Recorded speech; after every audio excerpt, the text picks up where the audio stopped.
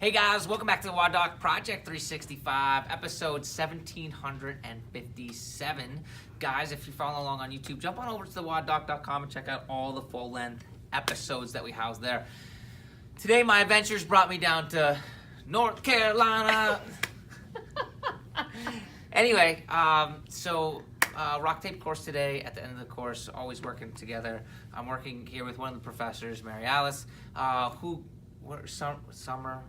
Summer, tell me where we're at again.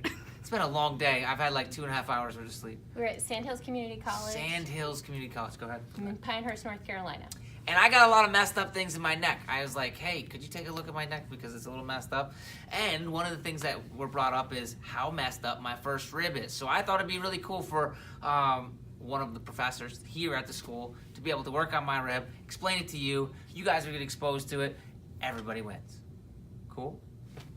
Take over. All right.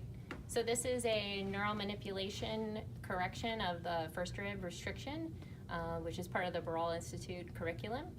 And we'll just get Tim into position. What's the Barral Institute? Can you tell me that? The Barral Institute, Jean-Pierre Barral is a French osteopath who trains us in visceral manipulation, neural manipulation, vascular visceral manipulation as well. Love it. Okay, so all I gotta do is lay back. That's what I love even more. Yep.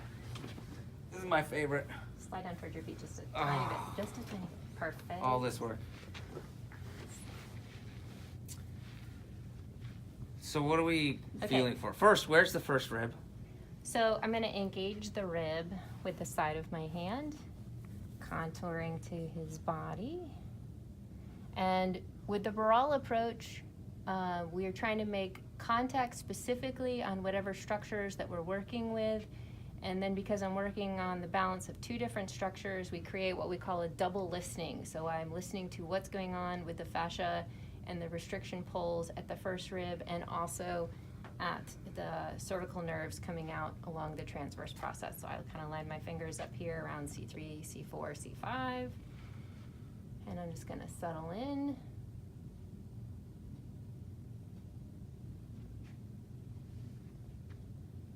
So he has a compression coming in at kind of at the angle of the letter K on his shirt, so right about where my first finger is. Uh-huh.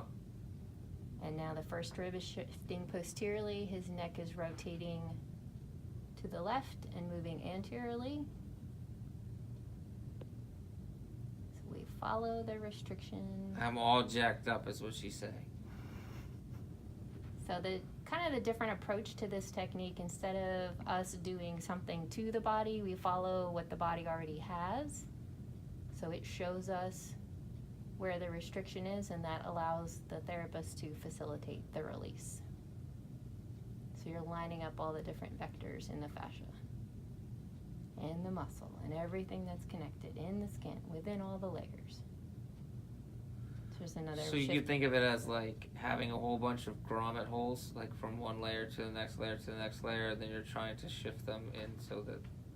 Kind of, or the way I like to hole. describe it to my patients is if you were wearing a sweater and you hooked it on a nail, if you went the opposite direction, you would just tear a hole in the sweater. So what you would do is walk back to the nail and unhook yourself off. I like that, yeah. Yeah, so that's kind of what we're doing, is by following the body's line of tension in there, I can get all the way back to the nail and unhook things. Okay, like it. How long does this typically take? Depends on the level of restriction. So you've already had 3 different changes here, and I'll know when it's complete, when it starts going into expansion, what it's doing right now. So my hands are moving further apart, and that's not me moving my hands, it's Tim's body changing. I'm getting better looking? Possibly. No comment. As a massage therapist, we don't make judgmental values about our patients. Oh. So. Okay, but I can make them about myself. You absolutely. Beautiful. Okay, so that's widening, broadening, softening. And there, he's just about done. So we didn't do a pre-test, which we should have done. I did off camera, but we can see that his shoulder has good depression now, and before it did not. Love it. And that was the technique. Well, Alice, thank you so much.